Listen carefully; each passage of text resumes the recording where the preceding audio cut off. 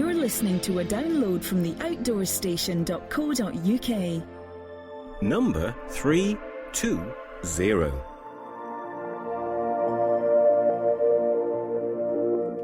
Hi everybody and welcome back to another podcast here on the Outdoors Station. After two glorious bank holiday weekends, one after the other, in fantastic weather and obviously with the royal wedding as well, feeling particularly patriotic and also very grateful to be in such a beautiful country because the weather has obviously encouraged everything to suddenly sprout, and the outdoors generally is looking particularly opulent at the moment.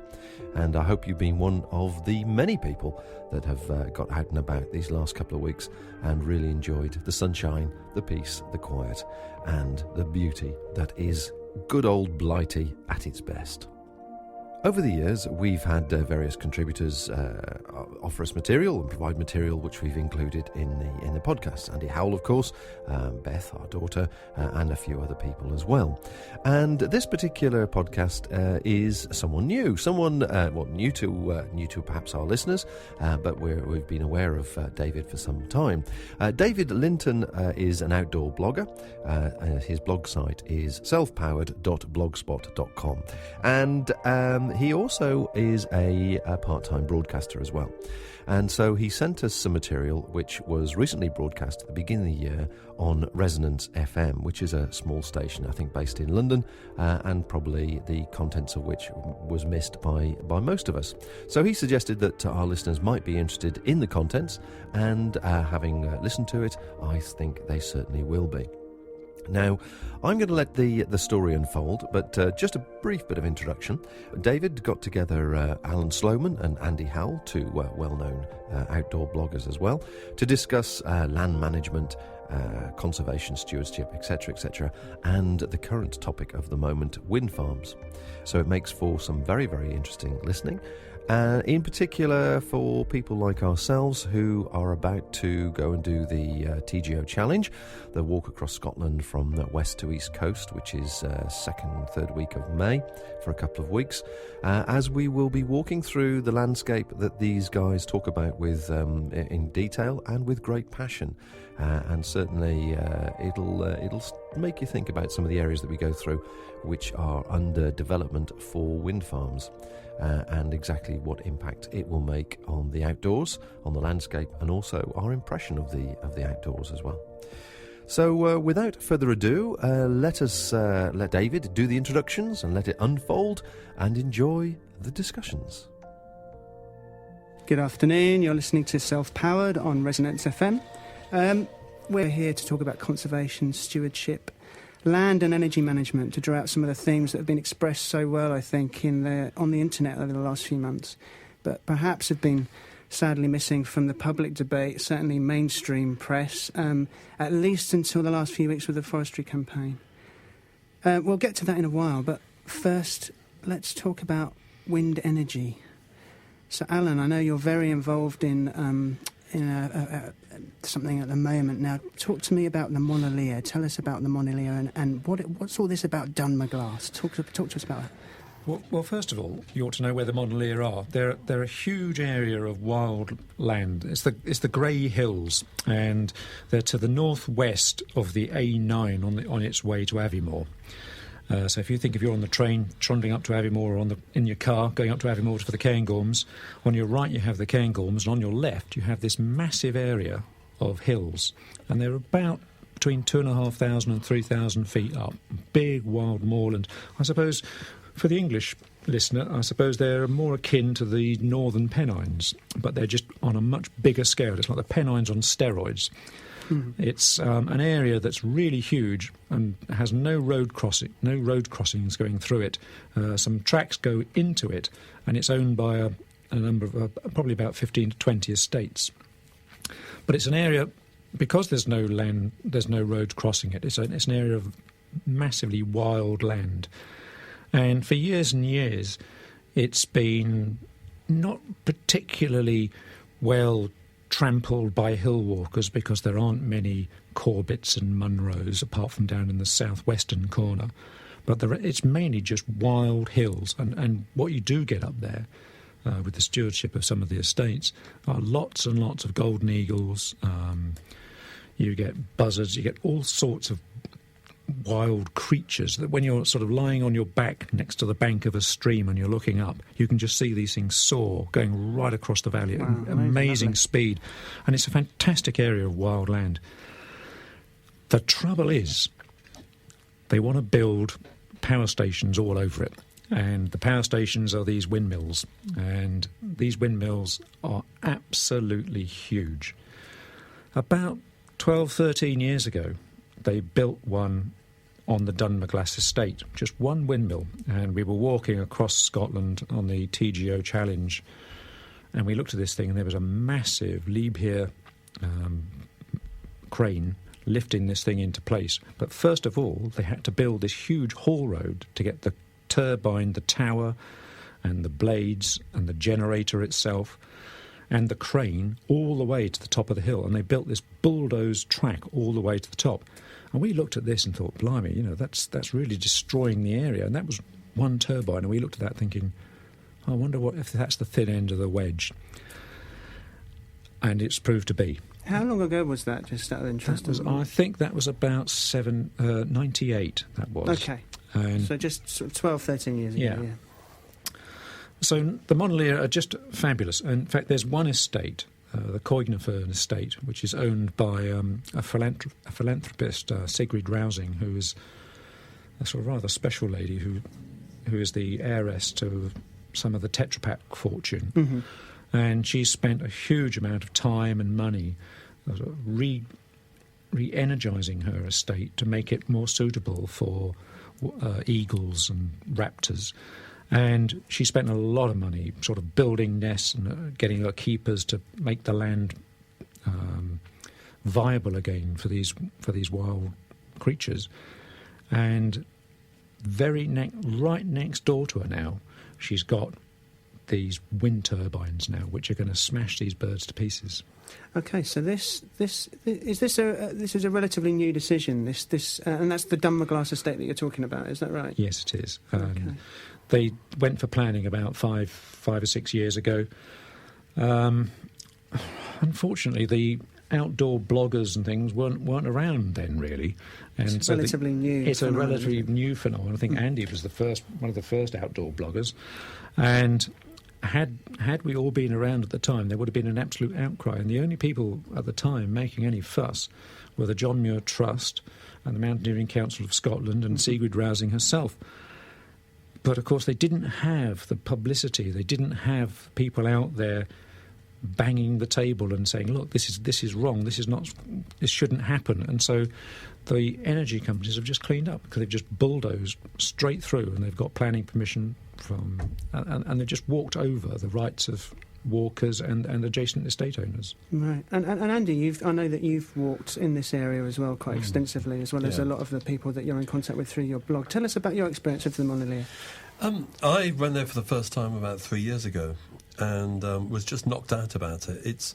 It doesn't have the highest hills, as Alan said, but it is a very special place, and you walk along the main ridge of the Monolier. You have the Cairngorms on one side. On the other side, you can see all the way back to the hills of the northwest. And then you suddenly realise, actually, if I'm sitting on those hills and the wind farm is here, you'll be able to see it. But because it's such an unspoiled area, as Alan said, the wildlife is superb. The experience of wandering through it is something that's really quite unique. And there's a real irony of some of these places, which we'll talk about later, in that if a road ran along the top of this ridge, you would have such a big outcry, right, because the view is so special. But because there is no road there, and it's only a few peculiar people like Alan and me who wander across it, of course nobody knows that it's there. And that brings us back to the whole principle of how you protect the notion of wildland for wildland's sake, which I know we're going to come to later. But it is a very special area, and it has two of the most fabulous river valleys running through it, the Findorn and the Dunane, I think it is. Dolnane, thank you, Alan. Which are incredibly special places, and the Findorn particularly has all kinds of resonance for all kinds of people and kind of alternative communities. But it's a very, very special place, and to sit there in your little tent in the evening watching the sun go down over the Findorn with the light bouncing off the water and the pebbles with the lovely golden heather floating all around you. It's just one of life's great experiences. Fantastic. Now, I don't know. I mean, aren't we being a little bit hasty here? I mean, there's going to be an argument. The mainstream argument is, of course, that wind turbines, wind farms are it's a great push forward. It's the green revolution all over again. So I mean, what's the story with these turbines? Sure, do they produce viable green energy? What's happening with them? Well, first of all, they do produce green energy, and there's no doubt that in Britain, as in everywhere else, we need to minimise our consumption of electricity, particularly that's derived from fossil fuels. So they generate electricity. The downside, of course, is that you have to store it. Anybody who knows North Wales, for example, who knows the Snowdonia area, will know of the big power station near Llanberis. That was built in another age to deal with the production of nuclear power that coming down the northwest coast. So in a sense, it's a power station that pumps water from the bottom to the top, puts it back down again. So it's a big storage battery in a sense. You'll need that kind of stuff for wind energy, but of course wind also has this downtime as well. So you can get into very technical arguments about actually how efficient it is, how effective it is. It obviously has a place in Britain's map of or provision for renewable energy.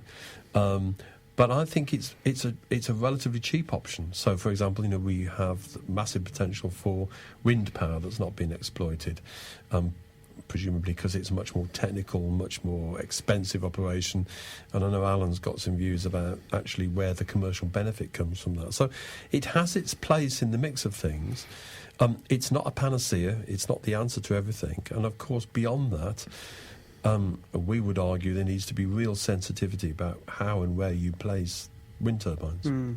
Yeah, absolutely. Now, over to you, Alan. Any thoughts on that? Well, I differ from Andy there slightly, because when you take a look at the economics of building a wind power station, because they're not wind farms, you don't farm wind. These things are power stations, yes, and we're industrialising the wild places to make power.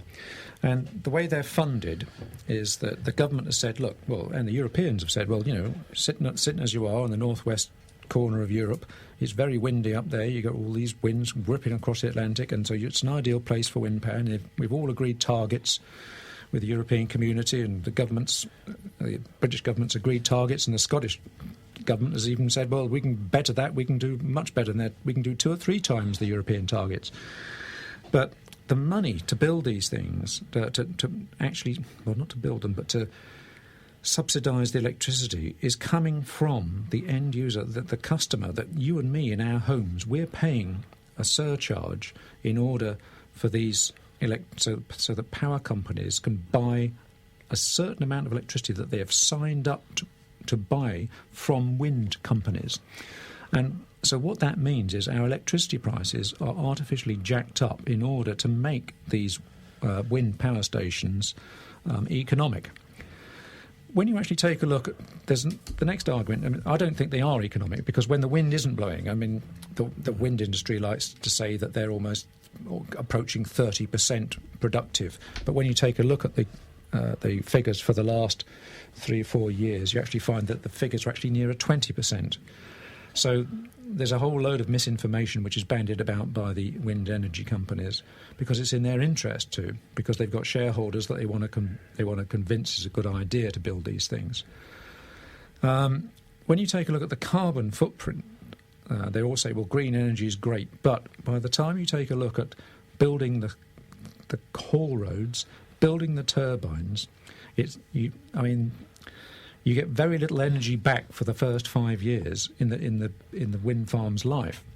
And so for the first 5 years, you're wasting your time. And these wind companies also say that these turbines have a life of 25 years. Well, that's actually not proving to be the case either. It's near 18 or 19 years. And so the economics are patchy, to say the least.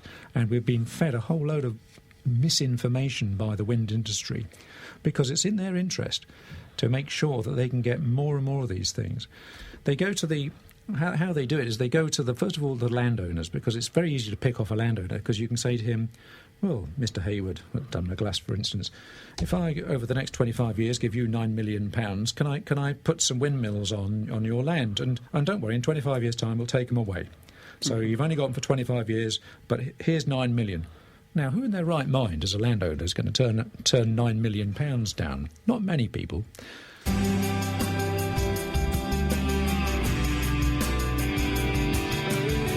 It's all about the great outdoors. Do we know the exact figure, Andy? Do we know the figure that there's this figure of 9 million? I don't. Is that That's the correct. figure? Alan's more likely to know that, but of course the significance of that is that this land, particularly in a lot of Scotland, really doesn't have much of a utility value. You know, it's your big estates that are maybe used for deer, maybe a bit of shooting, and of course somebody comes along and suddenly offers somebody who's got this massive piece of land with not a great deal of utility value. Here's a few million quid for windmills, and of course they're going to go for it. One of the points I wanted to just come back to, Alan mentioned, he's quite right, is the government's renewable energy targets, because it's quite likely we're going to miss those in the UK. And I think it's probably because we haven't had a real proper public strategy for renewable energy across the board, and we haven't had a public debate about it. And this is, I think, likely to put more pressure onto wind energy as we get to sort of panic about how we meet these national renewable targets. So we're not really doing very well. We're putting all our eggs in one basket, which, you know, if you were talking about massive wind farms out in the sea, maybe one thing. But it is very, very patchy. And our reliance on wind to date is not really delivering the goods that perhaps it should do. And of course, there's the other thing, of course, where when the wind, like we've just had an incredibly cold spell this winter and the last winter, and when it's really, really cold, we have a great big high pressure sitting over the UK, and when high pressure is sitting over us, there's no wind. And what we found was that the nuclear plants were having to go like crazy to sort of compensate for the lack of wind. So were the coal and gas plants. And so whenever you build one of these not wind factories, they're wind power stations, you've got to put in backup for it, because you know that there's going to be a time when they're just not producing anything. So actually, what are you achieving? What are you actually achieving? You're saying that some of the time we're going to make these wind turbines work, but for the rest of the time, 70%, 75% of the time, they're not going to work. And so you think, well, what a waste of effort, what a waste of time. And Andy was right. He's talking about the value that we place on wild land. It's very, very difficult to do that. There was a study a little while ago by one of the Scottish universities, I can't remember the name of it, that said what the value of tourism was to the Highland economy. And it was massive. It was, from memory, I think it was something like 150 million to the Highland economy every year. And that's bed and breakfasts, that's hotels. You've only got to look back at 2001, when we had foot and mouth, when the Highland economy virtually collapsed, well, not just in the Highlands, but in the Lake District and all the tourism areas where people didn't go to the countryside, and all of a sudden businesses were going bust left, right and centre. There was no compensation for these businesses. Mm-hmm. There was compensation for the farmers who lost their cattle and things, but the hotels and leisure industries, they lost big time. Now, they're very worried about these wind turbines, because all these walkers and drivers who drive around Scotland looking at the beauty of it, the inherent naturalness of the place and the wildness of the place, suddenly seeing a big industrial landscape. Wherever they look, there are these huge turbines on top of the hills. Now, putting them on top of the hill, if you're a wind company, makes loads of sense, because that's where it's windiest. But on top of the hill is where it's totally visible. So even when you're driving your car now, you're going to be able to see these things. The problem with the Dunmer Glass one as well is that with Dunmer Glass, the Cairngorm National Park actually complained and said, well, hang on a minute, even though it's the other side of the Monolier, we're going to be seeing this from our national park. So they complained and said, this really isn't on, because it's going to detract from our national park, which is going to affect everyone's livelihood within the national park and the surrounding areas. Now, there's a wind farm coming, which is right next to Kincraig, right along the A9. And the Cairngorm National Park boundary runs along the first ridge of the Monalier from the A9 going northwest. And there's 3 estates have all linked together near Kincraig, and there's a plan for a super wind farm of about 50 to 60 turbines that's going to be literally a few steps over the boundary of the Cairngorm National Park, and that's going to be massive. So that will mean for the Monalier Mountains, in the north you'll have Far, which is already built. So there's about 45 turbines there. You'll have Dunderglass, which is further sliding down alongside Loch Ness, and then coming back towards the Cairngorm, right on the very boundary of the Cairngorm National Park, there'll be about 50, 60 turbines. Now, if you're driving up the A9 or you're driving up Loch Ness, all you're going to see is a ring of steel all the way around the Monalier. So, Andy, come back in. Yeah, I think we have to distinguish a bit between the effect of wind turbines in some places and the effect of wind turbines in pristine wild land. Last summer I was driving along one of the autoroutes in France, and all the way along it were, that big flat stretch in the middle, all the way along it were a whole series of turbines next to massive wheat fields. Sun was shining and these things were turning in the wind. It actually did look quite picturesque, and you can think, well, but that was an agro-industrial environment alongside of a motorway. They don't look quite as romantic and pretty in absolute pristine wild land. I've seen them in California. This debate has got to be more intelligible than just either you're pro-renewable or you're not. I mean, I'm a very pro-renewable person. I happen to think we've prioritised a lot of our spending the wrong way. As Al said, a lot of subsidies have gone into this where I'd much rather have seen them going into insulating homes to minimise consumption, which of course the environmental movement is absolutely very hot on, and they're right to do that. But we have to distinguish about the impact of these things, and it's different in different places. So, you can drive down through Germany or through France to the Pyrenees. You can see wind farms, turbines on the scrubby foothills, looking absolutely perfect and wonderful. You don't actually want to see them in the middle of the Alps, in the middle of the Pyrenees, in the middle of the Lake District. I mean, because the Lake District is more accessible and it's more chocolate boxy, of course, more people know it. So there'd be a lot of anger about doing that there. But it seems to me one of the challenges we've got in this very cynical political age of ours is that we're having to say to people, you don't develop wild land because it's just not right to do it. It's the old John Muir maxim, which I know you want to talk about later, but it's that you leave things alone because the human race is sufficiently advanced enough to be able to make that choice, to leave it alone, and that's actually one of the difficulties of this. We've got to get back to that very idealistic, very basic message. And there's also this idea that you mentioned, which is that, if the land's wild, then less people know about it. Therefore, it's harder to advocate for it, I guess. If that's what you were saying. So, well, we are up against the notions of economy and economic policy and economic development, which we can touch on later.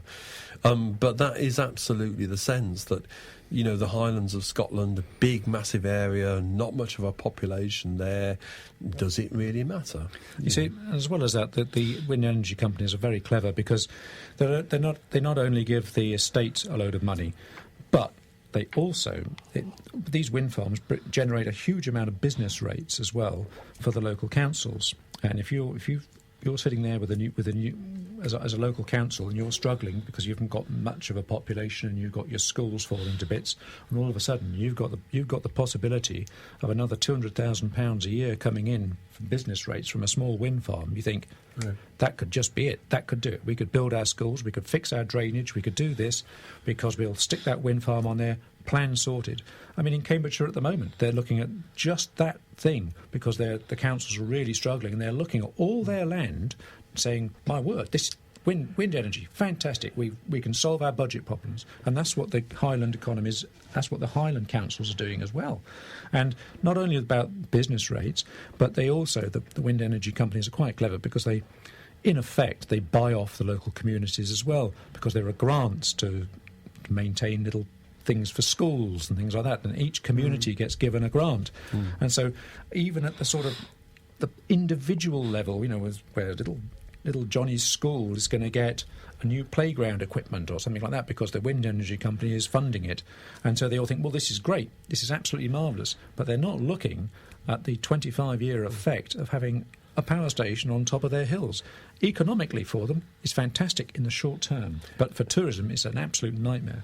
I mean, this is part of the general mess we have in this country in terms of our energy policy and energy consumption.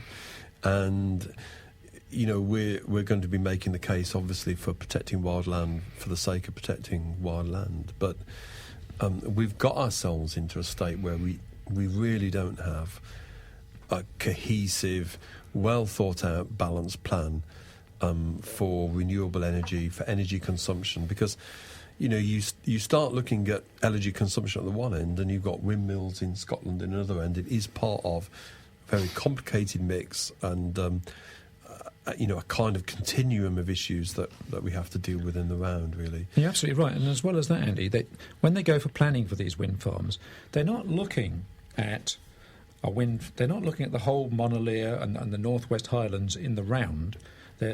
Each planning application stands or falls on its own merits, and they go to each local council and the Highland Council, and they say, I want to put a wind farm here. The landowner has said yes. The community councils are saying yeah, because it's a great idea. So can we go for planning for this wind farm? They're not saying, oh, and by the way, just up the road we're going to put another one, and then in about 2 or 3 years' time we're going to come back, and all those places where we haven't got actually wind turbines, we're going to backfill them and put some more wind turbines in. Because what they're doing is they're picking them off piecemeal and then going back afterwards and then infilling, because they're saying, well, that area is already screwed. We've already got windmills all over it. You've only got to look at the sort of the central belt in Glasgow and around Glasgow and Edinburgh, the hills around there now, and they're now infilling all those places where they've already, around the Ochils and places like that, they're now infilling it with more wind farms.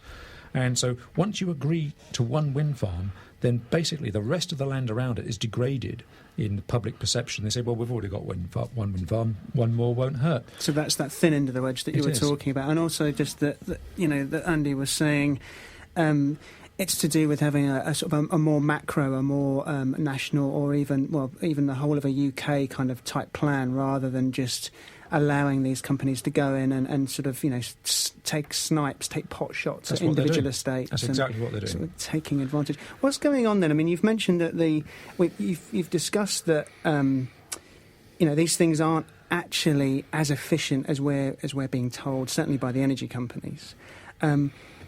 You've looked a little bit at the economics of these things, and certainly there seems to be some backsheesh, some backhanded sort of business going on, and it's quite insidious as well, that kind of whole sort of school playground for the green arm of the it's very, very cynical type campaigning by energy companies.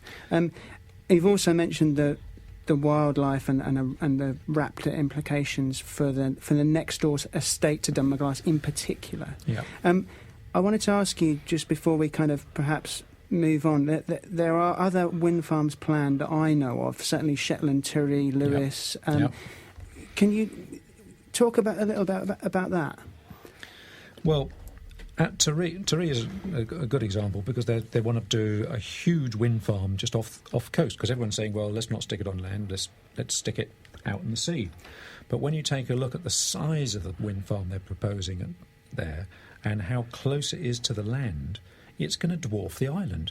And so they're fighting like hell. But the poor devils at Tiree are thinking, well, hang on a minute, because everyone's saying, we don't stick it on the hills, let's stick it out in sea. Stick it out at sea is fine. So Tiree is now thinking, I've got a problem here, because everyone's saying, let's stick it out in the sea, and that's what we're doing, so how the hell can we argue? Mm-hmm. And again, it's because they're picking everyone off piecemeal. There's no comprehensive policy to say where we're going to, first of all, let's get to the bottom of the economics of the thing, and then let's get to the bottom of the economics of what wildland actually means, and actually what value it has. And so all these places are are fighting their own battle, and they all set up their own websites, and they're brilliantly done. They all set up websites, they have big campaigns, and every now and then there's a success, and so everyone goes, hallelujah. But for every success, there's 10 failures. And so these windmills are just spreading like absolute wildfire. And it's a nightmare because no one is taking a look at the wind energy as a whole and where it's going. Now, the people that are doing that are the John Muir Trust and the Mountaineering Council of Scotland, plus the Ramblers, and there's a whole series of organisations, and they've all got together. They've had to separate themselves from the original organisation because people like the Greens and there's a lot of Greenpeace. Oh yeah, well, Greenpeace, and they're a nightmare because they just think wind energy is marvellous, and they think Scotland's a dead loss anyway, so they've just given up on Scotland. But they've actually got together and said, look, we've got to look at this as a whole. We've got to protect wildland, and there's a huge wildland campaign which is being fronted by John Muir Trust and the Mountaineering Council of Scotland, with a whole raft of organisations as well behind them. And this is the first time that these organisations have got together to do it. But what's interesting this time as well is that the outdoor community as individuals are getting together and saying, they're not part. I'm not part of the John Muir Trust, and I feel rather guilty about that. But I just feel so strongly about this. I've started writing about it, and other bloggers have picked it up. Other outdoor writers have picked it up, and also the Scottish National Press, the Scottish weekly papers. They've all picked it up as well, and they realise that there's this big groundswell that people don't want these wind farms. And now the John Muir Trust should be pushing at an open door, but the trouble is they're not, because what they're up against is the Highland Council and the Scottish Parliament, because the Scottish Parliament want to be self-sufficient in wind energy, and they want to be able to export energy. Okay, so there's the rub, and this is what I wanted to ask as well, to ask Andy about. I mean, what's the political big picture here? I mean, why is Scotland in particular so focused on this form of energy? Well, apart from the fact that it looks like it's quite windy up there, which is a slightly patronising view, perhaps from down south or maybe from across the water. Well, you have two big pressures, really. I mean, the first is that although we've been talking about this very sparsely populated area of wild land, of course, in the central belt of Scotland, you've got some of the lowest skills, lowest paid wages, and some of the worst poverty in the UK. So there's always a big focus on economic development and the need for jobs. I was a local councillor in the Midlands for 12 years, so I know the power of that. You're all the time looking at how you can generate economic development and jobs for people. And the reality is that Britain has not made the most of the new green industries, as it were. So there's a kind of ambition to develop things in terms of jobs and employment. And you see this not just in terms of wind power, but if you look at the kind of Donald Trump golf development on the East Coast, and you look at the most absurd character, the most absurd scheme, and yet it's been almost impossible to deal with that simply because of the impact that will have in jobs and tourism in a very small area. So that's the first issue, and that in Scotland, as in many of the ex-industrialised areas of the UK, you always have this pressure in terms of new industries and jobs. The second one, I think, is much more political with a big P, and that's very much about, I think, the aspirations of independence. And an independent Scotland will look to exploit the natural assets that it has, and one of those will be, the export of power. Now, whether that's wind, whether that is based on hydroelectric, and we haven't touched on that. I mean, some of the expansion of hydroelectricity in the Highlands has been just as devastating in some ways. So, there's a kind of double whammy around economic development and the thinking about exporting power in a kind of independent or more independent Scottish sense. Cameron McNeish, who is one of Scotland's longest campaigners and advocates for land and the outdoors, tells me that he tells a story about having dinner with Alex Salmond some years ago before he became the first minister. and Salmon agreeing with him that the turbines was one of the biggest problems that Scotland had to face. Yet now in government, of course, thinking about those economic arguments is driving people to see natural energy as one of their big exports. But of course the other thing he's got as well, poor old Mr Salmon, is he's got a minority government and he's propped up by the Green Party. And of course the Green Party thinks that wind energy is absolutely superb. And so to keep power, Alex Salmond is hanging on with being propped up by the Green Party, and the Green Party says, we want wind. And so basically Alex giving them wind. Well, I'm not quite as cynical as Al but about that. But, I mean, I tend to think whoever was in power in Scotland would be looking to that. But certainly if your aspiration is an independent Scotland that trades in its own right, given what we've seen in terms of the collapse of the Irish economy and the Icelandic economy over recent years, then you're going to have to look to exploit these kind of assets. And I don't think we should underestimate that. Should you be developing this kind of sensitive policy on a kind of national, regional basis in the UK? Probably not. We should be looking at that across the whole of Britain. We should probably looking at it as a kind of European package as well. But those are two big pictures that drive, I think, energy policy in Scotland. Well, I think we should get real and actually admit that wind energy is never going to be the solution, nor is hydropower, because it takes so long and it's too expensive. And the only real solution, and everyone's avoiding it, is nuclear, and that's the solution. And whenever you talk to any of the environmentalists, as much as they hate the problems with disposing of the nuclear waste, nuclear is the answer. It doesn't add to carbon emissions, and it may be unpopular, and I may be saying things that people really hate, but it gets rid of the wind farms. I can see from Andy's face that he may not share that opinion. I think we're going to go for a quick music break, and then we will move on perhaps to forestry, because obviously it's a shame we only have an hour. I think we could probably do a several-hour radio show on this. You're listening to the award-winning UK Business Podcaster of the Year. This is the Outdoors Station. OK, so on to this forestry campaign. Now, it's obviously the news has changed the last few days. It's been an amazing success. There's been a governmental U-turn. I don't want to focus too much on that. There's no point in rubbing their faces in it, I don't think, although I'm tempted. But, Alan, what are your thoughts on this? The success of the campaign in particular? I thought it was great seeing a government minister coming to the dispatch box to say sorry. You don't often get that. It has happened in the past, but it was really, really good. The fact that public opinion has at last been looked at, weighed up and thought, hang on, we're too early into Parliament here, this is going to be too damaging. And they've actually realised that maybe this is a bad idea. Economically, it didn't stack up, and from a sociological point of view, it was just rank. And when people like newspapers like the Daily Telegraph come in and line up with the opposition, then I think the government realises it's in trouble. But how did it get to that point?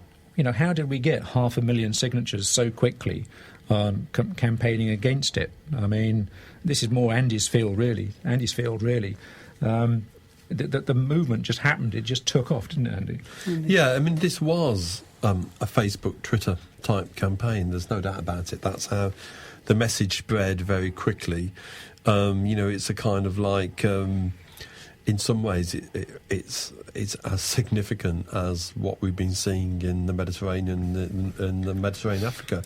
I don't want to be glib about that, because what happened was very, very quickly, hundreds of thousands of people around the country just sat and said, this is wrong.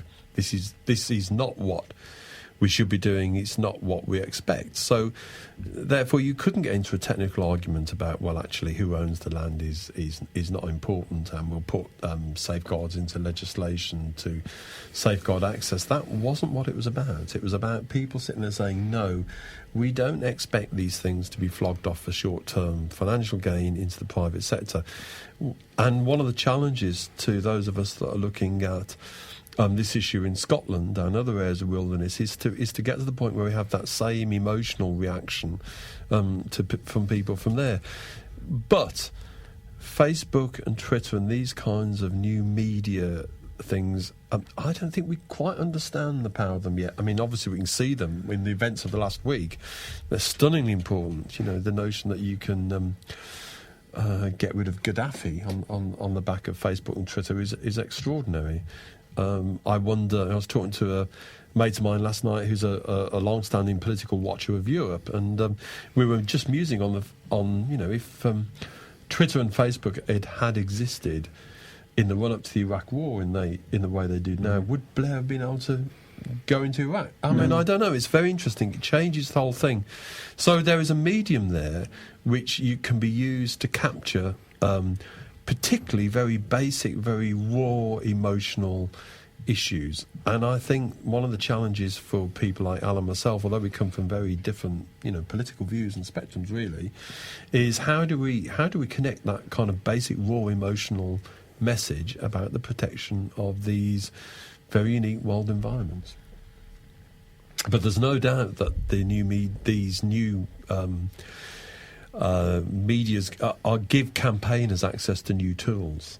Whether we can organise enough to be able to exploit them is another question, but very interesting. Before we move on to that, I suppose partly from my own point of view, I'm interested in keeping the forestry debate somewhat live, and obviously these tools are very important, but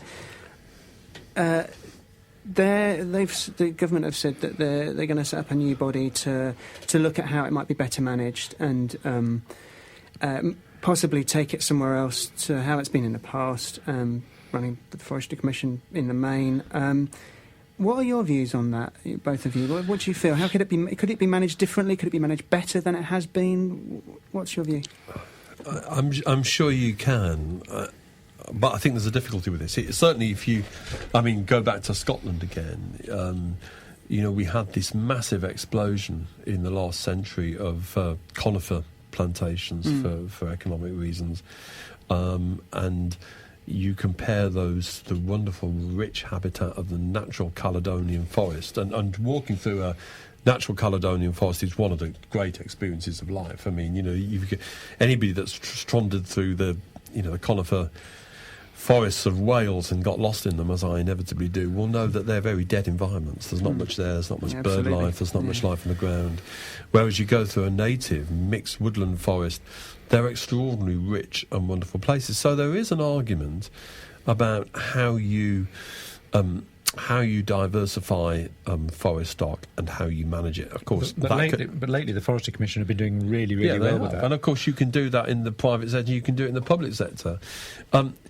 I actually don't think the public emotion was actually about that, which is where I think Cameron maybe he's struggling with what's going on. I think it's just a much more raw emotion thing about this is wrong. So there are very real arguments about how you do it. As Al said, the Forestry Commission, the Woodland Trust, these kind of organisations are up there at the leading edge of doing this. And there is a debate about it. But actually, I don't think that's at the heart of this massive campaign. Again, I think it's a much more emotive issue about what people think is right. Yeah, I agree. And again, the government were looking at forests as an asset, and that's something with a value to be sold. I mean, I don't look at forests like that. I look at them rather like I would look at a pavement or a roundabout. What's the payback on a roundabout? What's the payback on a pavement? You've just got to have them. You've got to have roundabouts or the place would grind to a halt. You've got to have pavements so that people can walk on them. And I think you've got to have forests so that people can go and breathe and they can go and let off steam. They can go and feel nice and they feel out in the country and feel renewed and refreshed. It doesn't have a value. It's like a roundabout or a pavement. It doesn't have a value. And so just to give it a monetary value for the stock of timber that's on there and how often you can grow trees and cut them down and how much it costs to do them and distribute them and turn them into wood pulp, it doesn't matter. It has a far bigger value, and that's the value that wildland has as well. And you've got to look at these places, and they don't have a commercial value. They have an intrinsic value to humanity. They have a social and a psychological value, Yeah. don't they? I mean, Yeah. there's no doubt. I mean, and That all I sounds rather woolly and a bit sort of open-toed sandal and beardy. But this is our challenge, isn't it? I mean, I've is. never thought of you as a beardy, open-sandaled individual. It's amazing how these campaigns bring people together. just for the listener, Alan is not wearing sandals. Although he does have a beard. but in general, I can vouch for the fact he's not, in general, a beardy, No, open sandal kind certainly of person. But I think that notion about we hold these things in trust for not only the wider generation, the wider country, we hold them in trust for future generations, and we do that because it's right to do it. And that is really the message of John Muir, who was a great environmentalist, born in Scotland, moved out to the States, campaigned for years and years to get the first nature reserves or natural parks in the way we understand them today. And for him, the big issue was these things need to stay wild because it's right that we can do that. And it is that kind of basic emotive message that we've somehow got to articulate and to find power through. Do you know what I find amazing, as an aside? Over here, you and I talk about John Muir and what a god he is, and over in the States they really know he's a god. Yeah, absolutely. But over here they're talking about making a John Muir Trail, which is basically an industrialised urban walk through the central belt, through Glasgow almost to Edinburgh or Falkirk and back, and you think, dear God, is that really what John Muir stood for? Well, I don't think it is. John Muir stood for wild land, not an urban playground. And over here, you go walk down Sauchiehall Street and ask people who John Muir was, you probably get a complete blank. But it's the whole culture we've got wrong. We're becoming a Burger King, McDonald's, fast food society. Whereas in the States, they're realising, well, maybe a little bit too late because they've had far too many burgers and fast food, that actually wild land is important to them. And, they've set aside wilderness areas. And over here, we can go wherever we like. But over in the States, you need permits because they don't want to crowd their wilderness areas. They're actually valuing their land now much more so than we are. And John Muir was a Scotsman. What are we doing? It's a great export. But I am going to sort of try and pin you down a little bit more. If we're protecting this land, wild land, be it forestry or be it the Monalier or be it Tiree, Shetland, under whose jurisdiction is it? Can we think of any other models? I mean, I'm thinking of just little bits and pieces I've read on the internet. So I think there's a different system in Finland. I think there's a different system in France. Who's looking after it for us? If it's in trust, who's doing that job? Well, there was a big issue about ownership, and one of the things about the John Muir Trust, and we've mentioned them several times so far, is that they played an important role in partnership with others in allowing isolated rural communities in Scotland and on the islands off the mainland to effectively use the new legislation to take over the land and their communities. And that's very powerful. I mean, a couple of summers ago, I spent some time in the Knoydart, which is a wonderful wild area of Scotland, and with a really little tiny village called Inveree at the centre of it, which you can only really reach on foot or by boat. The only reason Andy knows Inveree is it's got a pub. It's the old pub. fort, which is very, very good. It's the most remote pub in Britain. Yes, a very good pub. But what is very interesting about the nature of that community, company that effectively now owns and manages that area, is that they set out to develop a very sustainable model of a community and a very sustainable model of an economy. Now, that can happen because of the legislation that's been passed in Scotland and because we're talking about areas that don't have great utility value. Yep. How do we take that across a wider swathe of country? And we're not just talking about Scotland here. I think it probably does need us to sit down as a nation, as a government, and think, well, these new communities, these new models of ownership have been very important and they've worked. How can we build on those? Because at the end of the day, these communities will protect the land they're in. And I've heard similar arguments advocated from people in Cumbria and the Lake District, that actually, there is the local industry, the local community there, very much aware of the value of the protection of those upland environments, and how we protect them is an issue for national politics and national thinking. I agree totally. Yeah. Okay. The other thing that certainly that Chris Townsend mentioned during the previous shows is that his contention really seemed to be that there's certainly a practical split now, but a philosophical split really between the Urban Green organisation, and I think Alan touched on this earlier, but like Friends of the Earth, Green Party, Greenpeace, who he argued very vehemently that we're overly concerned with energy management, and conservation-led groups like the JMT and Mountaineering Council of Scotland. Do you guys feel that split exists? Do you agree? Absolutely. Chris is absolutely dead right. And I mean, they really are the beardy sandal-wearing brigade, because they've got these great ideals, but they're not looking at the realities. I mean, when you take a look at these turbines and you take a look at how where you get the magnets from, which are a rare earth mineral. Well, rare earth minerals, they're not actually rare, but China's full of it. And what they do is I don't usually read the Daily Mail, but a friend of mine sent me an article, which actually made very interesting reading. And they're basically despoiling huge areas of central China to dig up these rare earth minerals to make these magnets. I think it's neodymium or something it's called, to make these magnets. And they're making huge toxic lakes, and people are dying of cancers and getting deformities and all the rest of it. So it's all very well for the Green Party and the Friends of the Earth and Greenpeace to say that wind energy is great, but they ought to take a look at the downside of the production of these materials to actually make it. The extraction process. The extraction process is just appalling. Andy. Yeah, I've got a slightly different take on it than Al. I've worked with them in political environments for quite a while in England, and one of the things about Friends of the Earth and other groups often is that they're very pragmatic campaigners. So they have their big focus, which is climate change, and they're very pragmatic in how they deal with things. So, if you're looking at the campaigns against the high-speed rail link at the moment, are environmentalists are involved in that as much about the economics of transport as it is about the protection of that environment. So, they would argue that, well, OK, what's the value of knocking 15 minutes off the journey from London to Birmingham?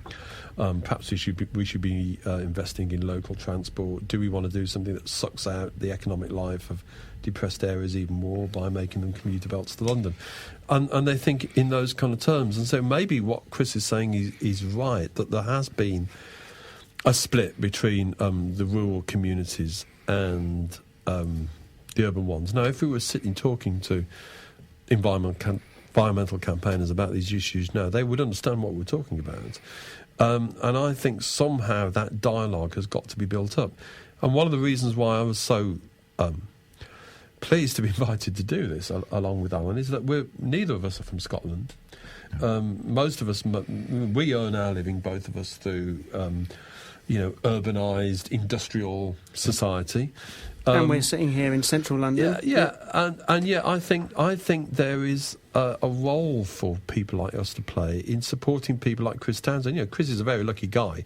He lives in one of the most beautiful areas of the country, and he stumbles out of his house onto a beautiful river and up the mountains. But obviously he sees it and he lives it in a way that we can't do. But I think it's important that we get to a point where urbanites.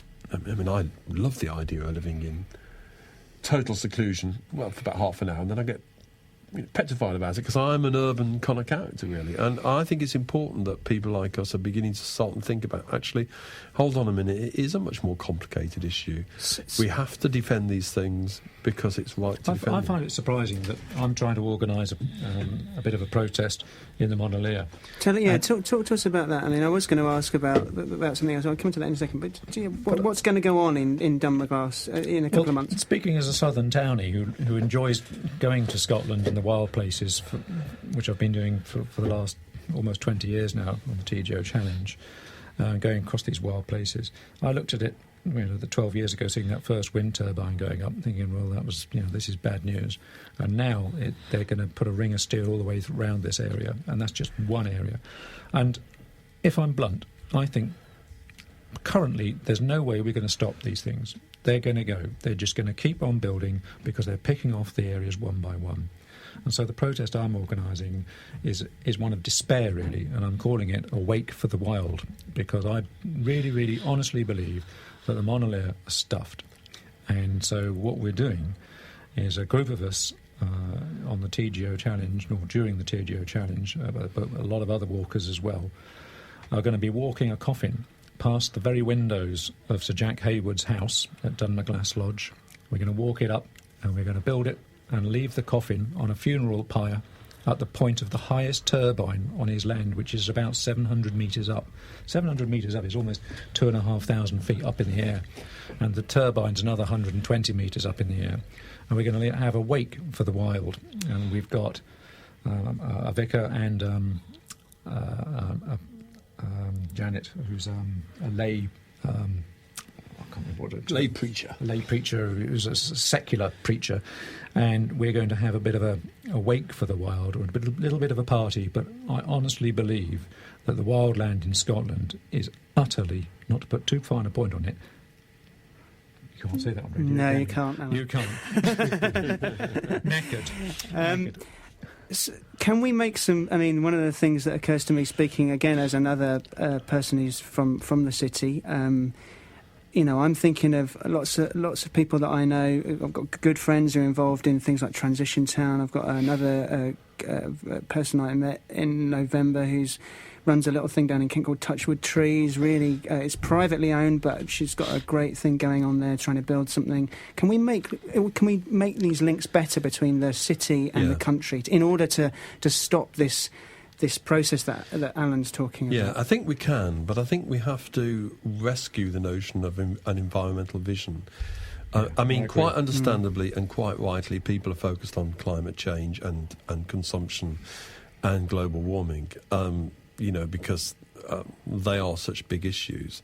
And so, in a sense, in a transition town or a small place, even, one of my favourite areas, my local hills, are in South Shropshire, which has become a real area of green, sustainable development and communities. And that's wonderful.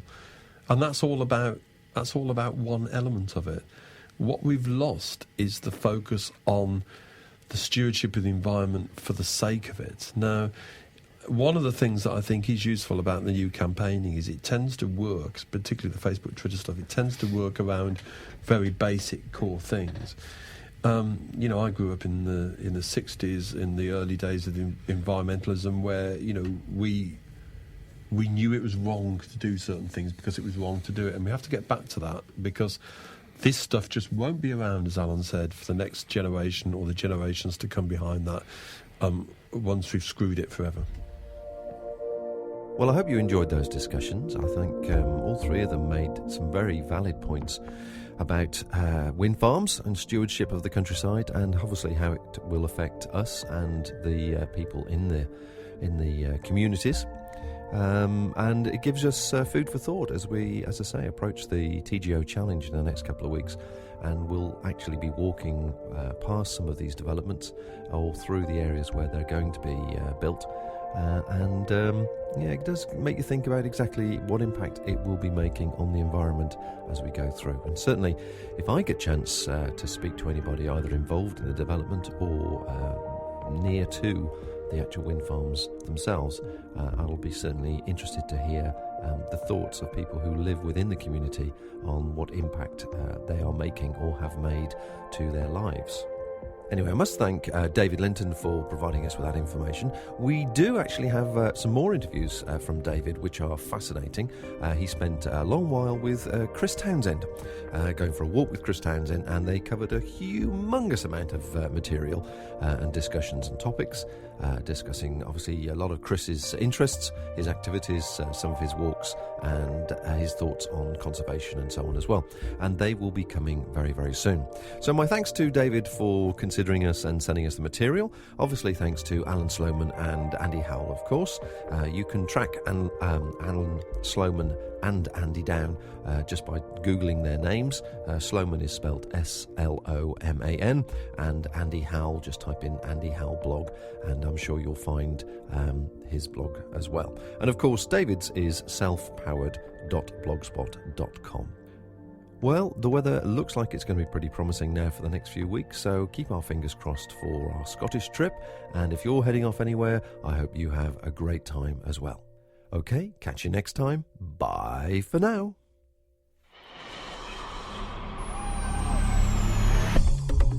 Thank you for listening to this podcast. To hear more from our extensive free library, please visit the website at theoutdoorstation.co.uk.